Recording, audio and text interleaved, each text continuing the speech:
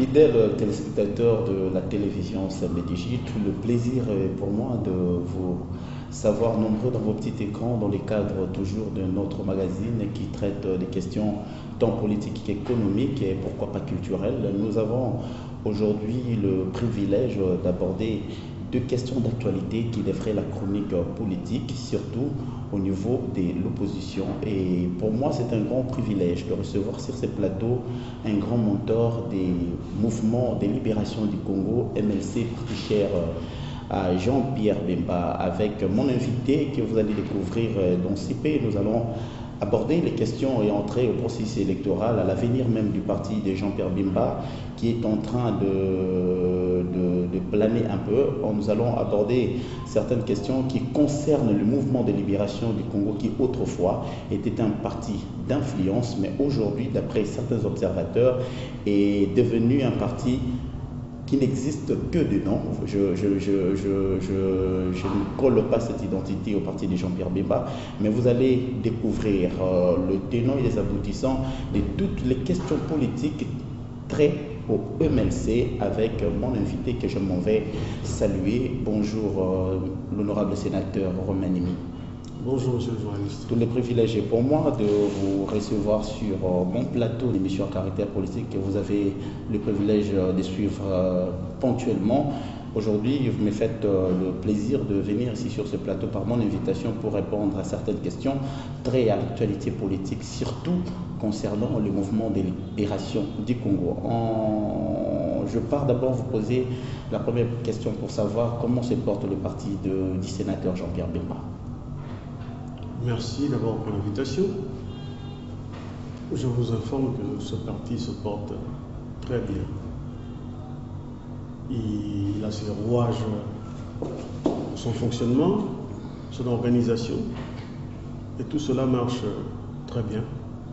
Nous déplorons naturellement ces derniers temps quelques départs, somme toute assez minoritaires par rapport à la masse qui compose le parti. Il semble que les MLC n'existent que de nom actuellement. Ça n'a plus cette influence-là que nous avions connue, le MLC en 2006 et dans l'entrée de 2011. Pourquoi cette attitude? Ce sont là des affirmations gratuites que nous entendons ça et là de la part des détracteurs du MLC. Je pense objectivement que la meilleure façon d'analyser l'influence d'un parti, c'est de le faire après des élections crédibles, naturellement. Il n'y a pas encore d'élections. Gardez vos appréhensions pour les analyses après les élections. Et là, je vous dis déjà, par anticipation, que vous serez surpris des résultats de ces élections, s'ils sont crédibles. Et ce ne sont pas des chantages que vous faites aujourd'hui, parce qu'on a vu le MLC en 2006, on a vu le MLC se présenter en 2011, toujours avec le même discours. Et en 2006, vous avez quand même creusé le quart, mais en 2011, le MLC va de mal en pis. Et en 2016, on parie que le MLC sera peut-être un parti quasiment disparu. Alors, quelles sont les assurances que vous placez à l'endroit de vos militants par rapport à cette nouvelle épisode électoral en RDC? Non, écoutez, ça, je vous répète que ce sont des affirmations gratuites. En 2011, le MLC, comme la plupart des grands partis, a vu son influence un peu réduite. Cela est dû à la réaction générale du corps électoral par rapport à la classe politique. C'est une critique qui ne s'adresse pas uniquement qu'au MLC.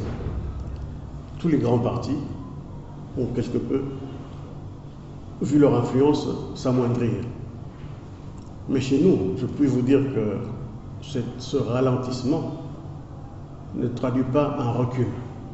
Et ça traduit Il n'est quoi? pas assez. Ça traduit simplement un mouvement naturel. Non, il y a pas en politique, la politique est dynamique, monsieur. Il y a des hauts et des bas. Je le veux bien, la Oui. politique est dynamique, mais vos ralentissements dans les sphères politiques, vous croyez que ça vous rend stable ou soit ça vous amoindrit? Écoutez, vous ne pouvez pas chercher une stabilité dans un parti politique lorsque les instruments qui concourent à la démocratie ne sont pas eux-mêmes stables.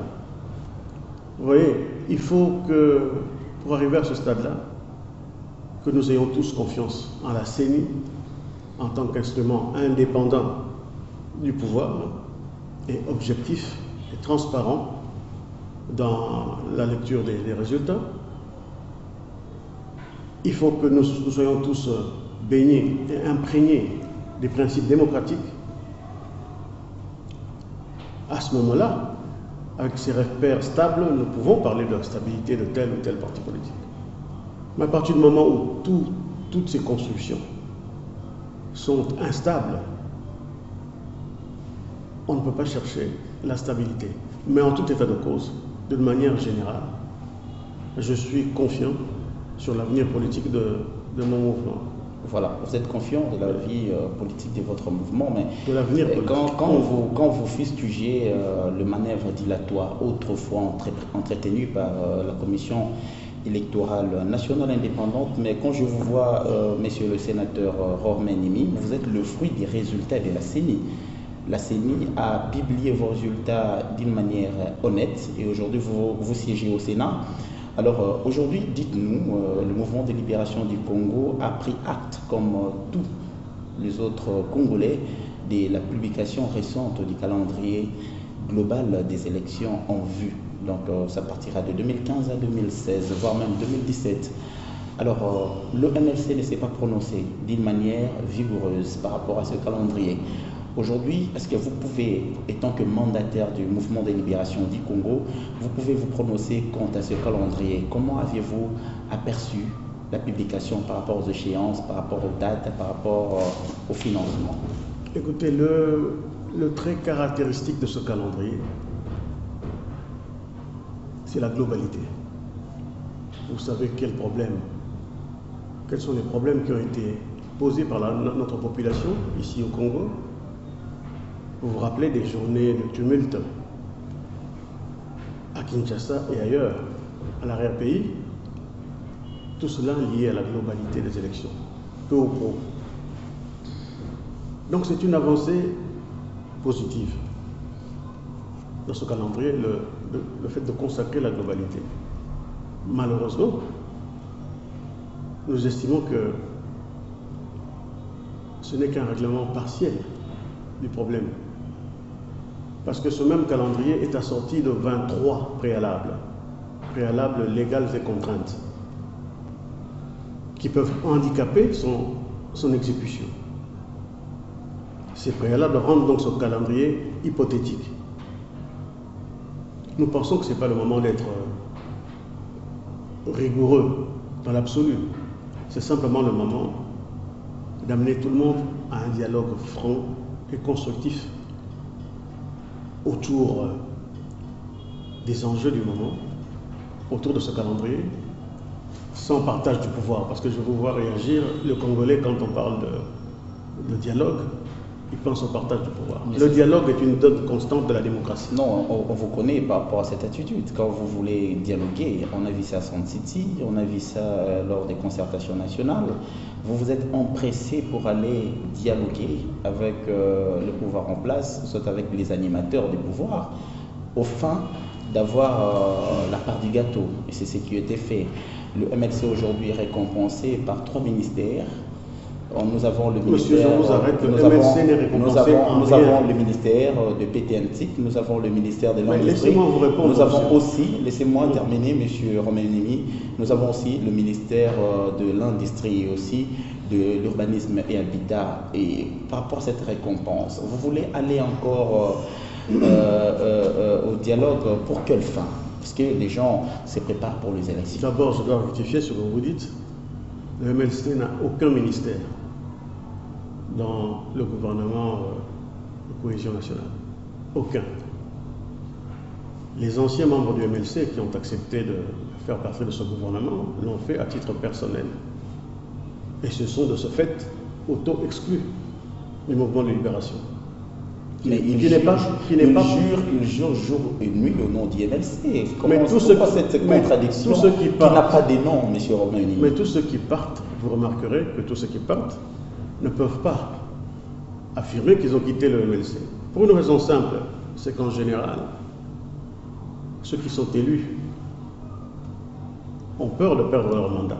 Parce que le mandat est donné constitutionnellement au nom du parti politique que vous représentez. Et si vous le quittez, la Constitution demande de démissionner.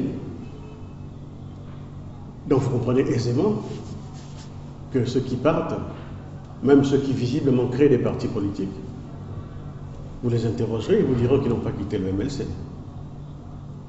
C'est la même chose dans tous les partis politiques.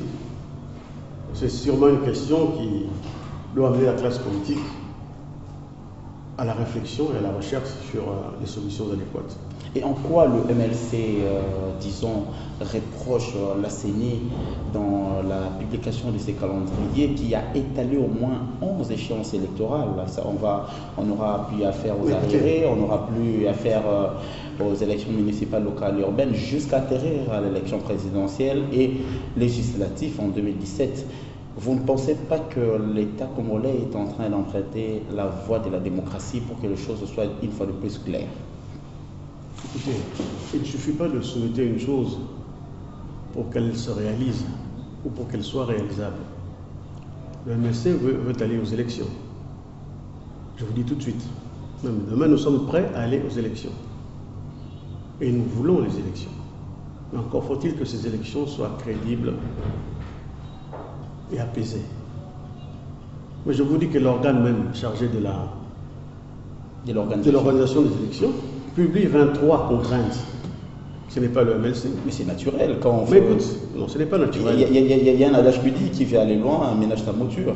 Ce n'est pas naturel. Je vous dis qu'au mois de mai 2014, un premier calendrier avait été publié, qui devait être applicable d'ici le 14 juin 2015, sans contrainte.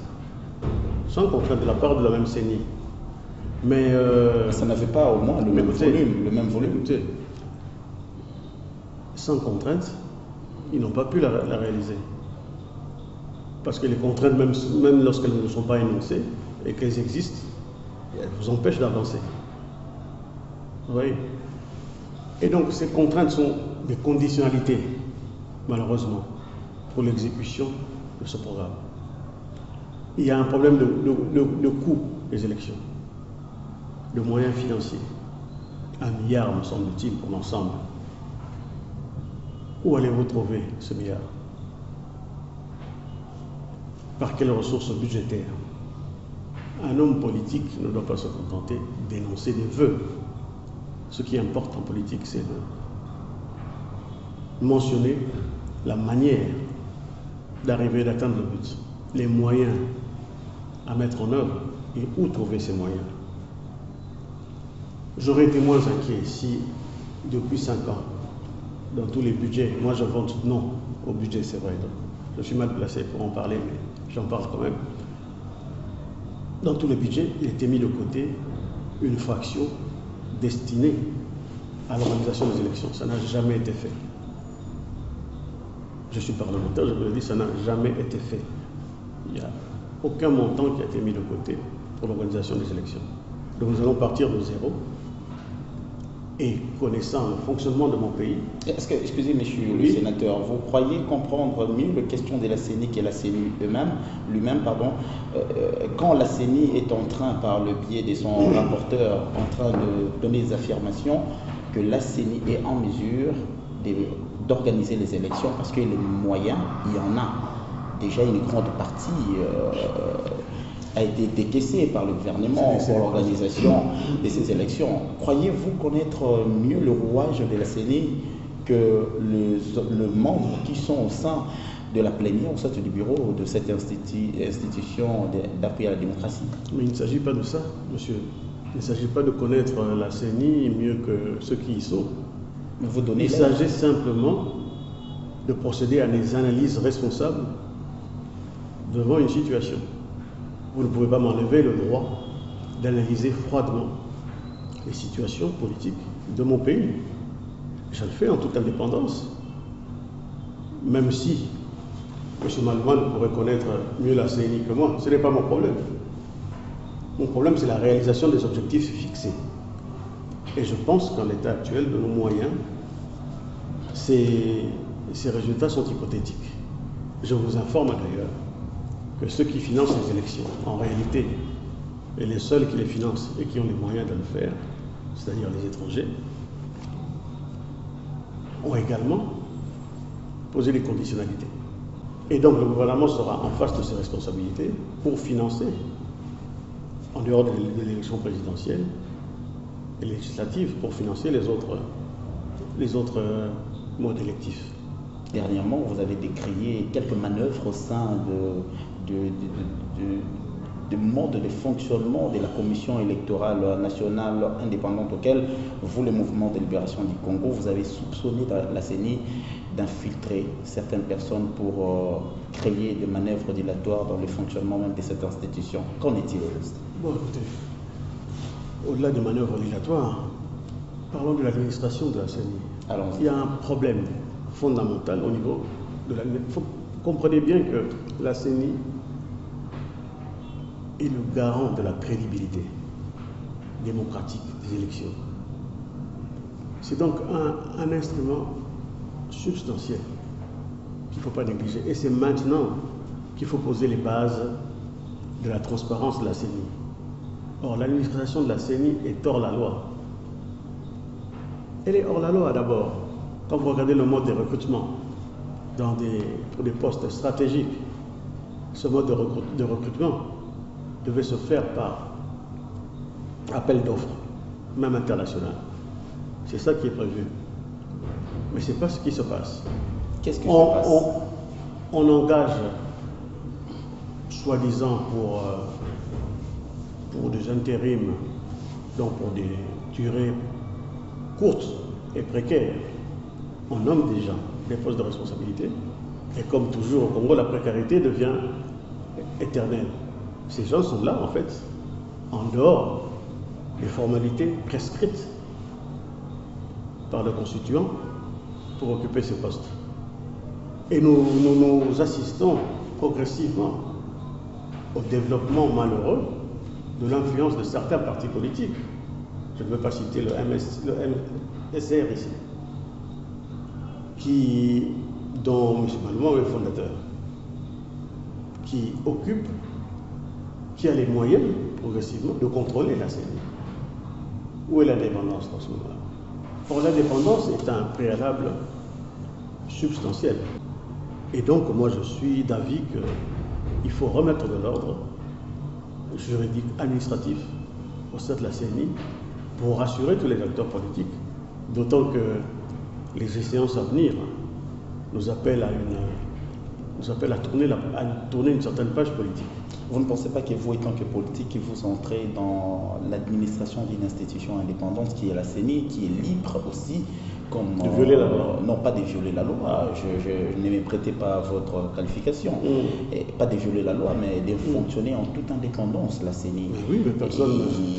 Il nomme qu'il veut pour se rassurer que le travail sera bien fait. Non. En quoi ça lèse le... Je vais vous répondre.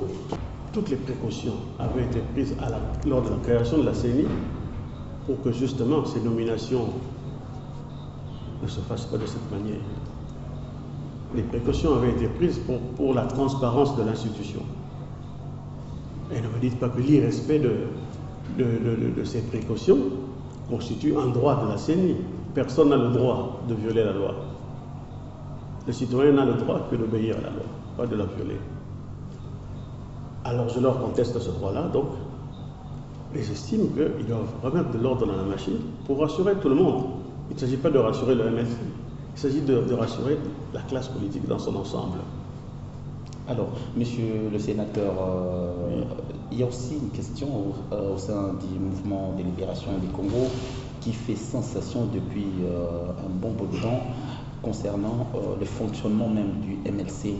Le MLC aujourd'hui, après la nomination d'un de vos membres au gouvernement de cohésion nationale, il y a eu fissuration et conséquences.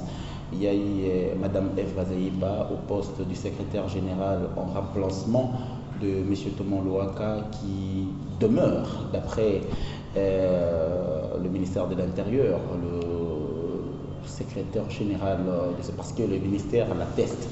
Alors, pourquoi ces imbroglios au sein du parti de Jean-Pierre Bemba qui est encore incarcéré à La Haye? Et pourquoi vous ne savez pas entretenir l'ordre au sein du parti des fissurations en fissurations, des départs en départ? Où va le MLC? Je vous signale d'abord qu'en dépit de tous les départs enregistrés jusqu'ici, le MLC n'est pas mort.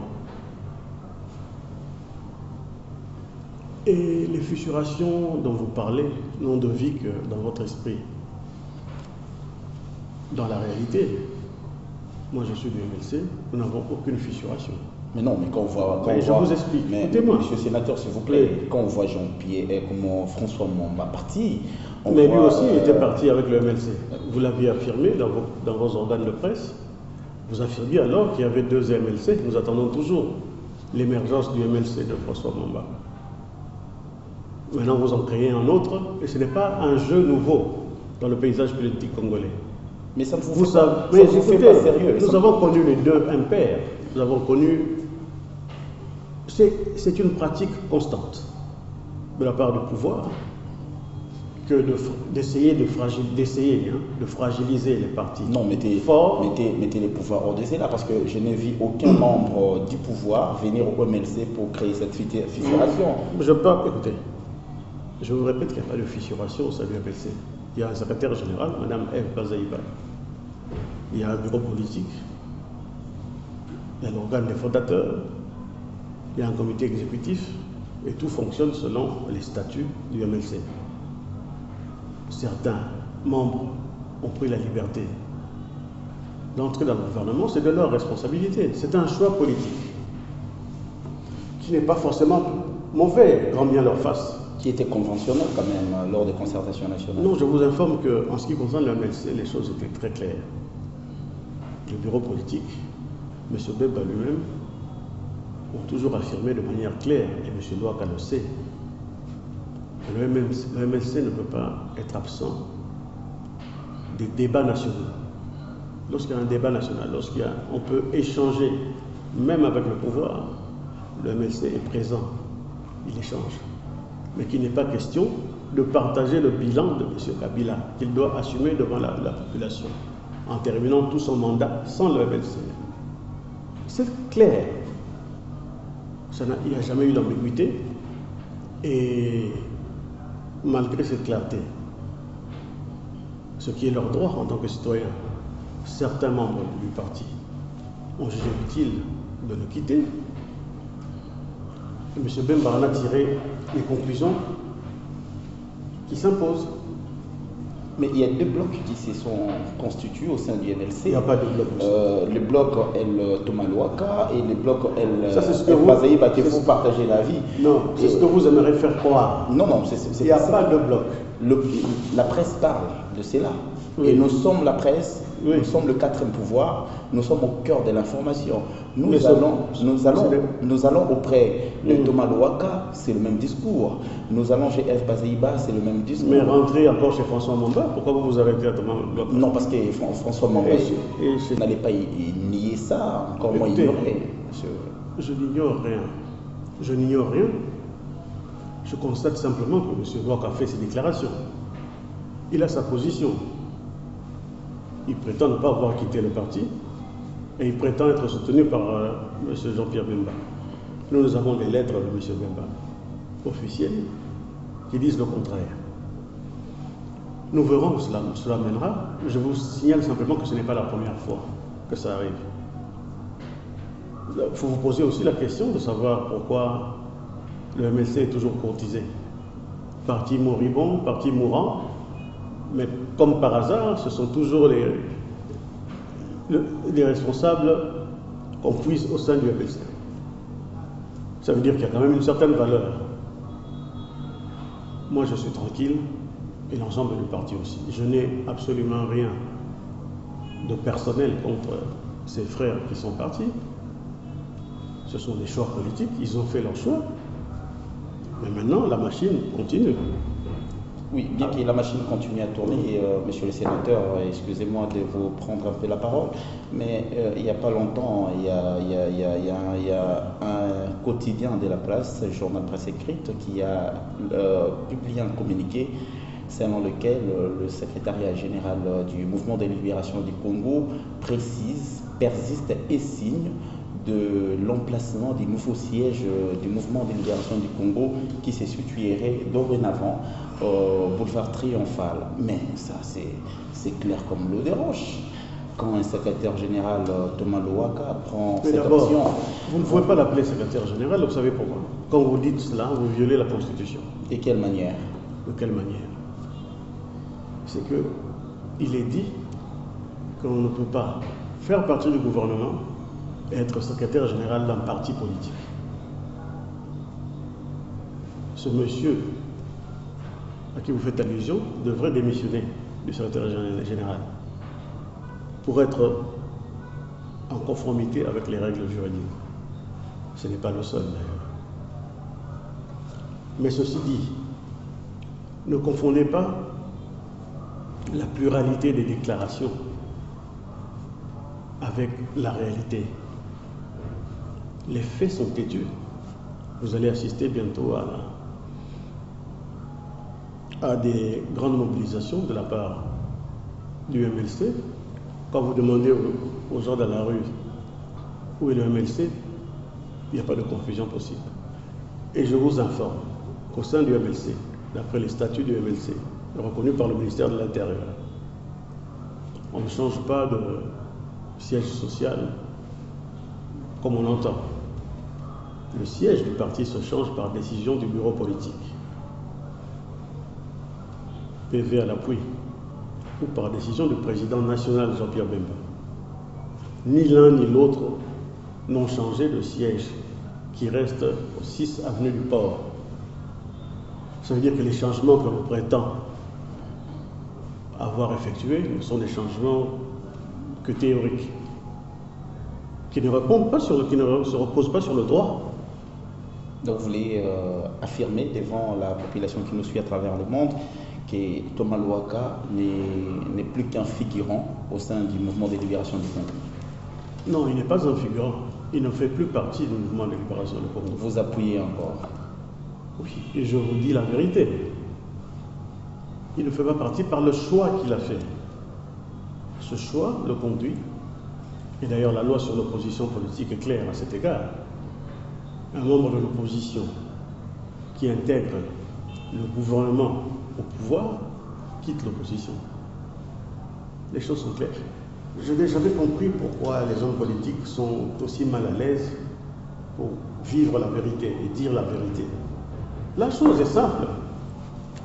Vous savez, le parti politique, le MLC est un parti politique. On y adhère librement, on le quitte librement également. Moi, je me suis toujours dit que le jour où je déciderai de quitter ce parti, je le ferai sincèrement, franchement. J'espère que ce jour n'arrivera pas.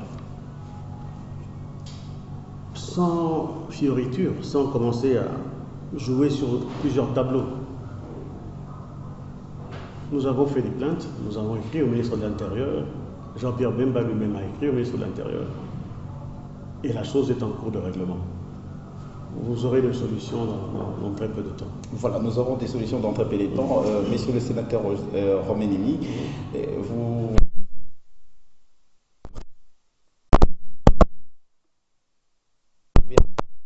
du mouvement de libération du Congo, et vous êtes d'avis avec le 16 mars dernier que la session ordinaire du mois de mars venait de voir le jour au sein du Parlement congolais, plus particulièrement. Vous êtes au Sénat, à l'Assemblée nationale également, dont les grandes questions sont dans les tiroirs de l'Assemblée nationale et aussi du Sénat pour statuer sur l'avenir politique du pays. Alors, monsieur le sénateur, est-ce qu'on peut en savoir un peu plus la position du mouvement de libération du Congo, qui a aussi ses membres qui siègent au Sénat comme à l'Assemblée nationale, par rapport aux questions qui peut être la priorité? Est-ce qu'on a la question sur la décentralisation qui fait déjà débat, il y a la question sur les processus électoraux, il y a pas mal de questions, Alors vous, étant que du mouvement de libération du Congo, et comment vous comptez affûter vos armes pour affronter toutes ces questions au sein du Parlement congolais? Non, au sein du Parlement, nous agissons en âme et conscience, en toute objectivité. Et les priorités de la session ne sont pas fixées par le parti politique. Ces priorités sont fixées par les membres du Parlement. Comme je l'ai dit, en âme et conscience. Il y a des matières, et c'est une matière à débat. Nous allons y débattre, la rentrée vient à peine d'avoir lieu.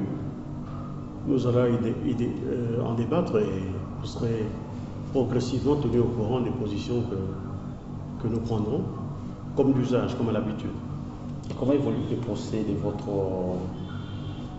président national du MLC, Jean-Pierre Bemba Gombo? Parce que ça, le 15, tout le monde attendait que le verdict soit rendu de Jean-Pierre Bemba Gombo. Malheureusement, c'était juste un coup d'épée dans l'eau. Alors vous pouvez, une fois de plus, rappeler à l'opinion et comment évoluent ces dossiers, ces procès jusqu'à l'heure actuelle? Écoutez, jusqu'à l'heure actuelle, le procès évolue normalement. Ils en ont terminé avec les témoignages à charge et à décharge. Reste la délibération pour le verdict final. Nous attendrons que cela se fasse. Mais mes informations font état d'une vacuité affligeante au niveau du dossier d'accusation. Affligeante parce que les éléments jadis avancés ne sont étayés d'aucune preuve juridique s'entend. Et de bouche à oreille, il est courant d'entendre dire que le président national sera purement et simplement acquitté. Sous quel préalable? C'est pas moi qui vais vous parler de préalable. Je ne pense pas qu'il y ait de préalable dans un procès. Vous maîtrisez le roulement du procès. Mais lorsqu'on acquitte quelqu'un, il n'y a pas de préalable. On l'acquitte parce que les éléments... Bemba a été accusé... Attention à ce que vous dites. Je veux vous dire que tout ce que vous direz a déjà changé. Qu'est-ce qui a changé? Éclaire la population. Mais je suis en train de vous parler. Les accusations de Moreno, de l'époque, sur les viols, ces accusations ont été changées sur ordre de juge. Ils ont dit que ce n'est pas établi. Ce que vous dites, nous pouvons garder ce monsieur, mais changer les accusations que vous proférez à son encontre. Et aujourd'hui, il est poursuivi, certes, mais les grandes accusations de l'époque sont réduites à peau de chagrin. Nous n'en sommes plus là. Je ne suis pas un avocat dans le procès. Donc je suis juriste et je le suis tant bien que mal. Et je sais ce que je vous dis, je sais que l'accusation n'a pas de preuve, Ici, il ne s'agit pas d'affirmer simplement. Il s'agit de prouver que les faits accomplis par ces militaires indisciplinés l'ont été sur ordre de Jean-Pierre Bemba. Allez donc prouver ça. Bon, certains ont relevé ce défi, nous attendons le verdict du tribunal. Le verdict qu'on attend, oui. Le verdict qu'on attend jusqu'à la venue du Christ, et on attendra toujours le verdict. Et quelle confiance vous inspire maintenant, messieurs la différence avec la venue du Christ, c'est que la venue du Christ s'inscrit dans un schéma spirituel. On peut l'attendre 1000 ans. Ici, nous sommes dans un schéma sociologique. Il y a des règles que le tribunal doit respecter. Ils ne peuvent pas garder indéfiniment M. Bemba, ça ne se fait pas. Ils seront obligés de trancher. Et ils vont le faire. Et à la différence des autres acquittements que nous avons vécus ces derniers jours, des Thomas Lubanga et les autres, comment vous pouvez faire allusion par rapport à ces procès? Parce qu'on a acquitté les gens qui avaient aussi commis de tels forfaits. Non, qui étaient accusés de tels forfaits. Quand vous êtes accusé, vous êtes présumé innocent. Ça ne veut pas dire que vous avez commis ces faits-là. Non, ces procès sont indépendants d'une autre. Ils prouvent au moins que la Cour peut acquitter aussi. Pas seulement condamner, mais acquitter. Mais c'est tout ce que nous pouvons en tirer. Les faits sont différents, les incriminations sont différentes. Il faut attendre le procès de Jean-Pierre Bemba en toute autonomie. Et à quand la présentation, s'il faut revenir sur les dossiers bureau politique du Mouvement de libération du Congo, MLC en sigle, et à quand la publication définitive de liste de secrétaires généraux qui vont désormais amener le parti vers le processus électoral, et à quand aussi les congrès du parti? Ben écoutez, toutes ces questions sont à l'étude, sont prévues. Quand vous parlez des secrétaires nationaux, vous savez que le gouvernement de Mme Bazaïba est déjà formé. Il siège déjà, il a ses membres, dont un ancien PPRD, mais ça vous n'en parlez pas. Et pour le reste, c'est en cours. C'est en cours. Nous travaillons. Placée à la tête du mouvement de libération du Congo, une femme, pourquoi cette objection? Mais parce que le MLC est un parti qui tient particulièrement à la parité. Dans le MLC, et ce n'est pas théorique, nous prouvons dans les faits, nous estimons qu'une femme compétente vaut un homme compétent. Et à tous les postes de responsabilité, si une femme répond au profil requis pour l'exercice du poste, nous nous confions à la femme. Il n'y a pas de tabou. Alors, monsieur le sénateur Romain-Nimi, c'était avec un grand plaisir que je vous ai accueilli sur mon plateau pour aborder toutes les questions très à votre mouvement de libération du Congo, parti cher au sénateur Jean-Pierre Bemba. Nous espérons, comme étant congolais, qu'il pourra revenir dans son pays, la République démocratique du Congo, au cas où la Cour pénale internationale lui acquitterait. Alors, je tiens à remercier tout le monde qui nous ont suivis à travers le monde, plus particulièrement dans notre chaîne de télévision CMBDJ. Je m'en vais directement dire merci au président, directeur général de cette chaîne qui nous donne toujours le temps de nous exprimer très bien au travers de cette antenne. Merci également à l'honorable Henriette Mouamou pour sa sympathique.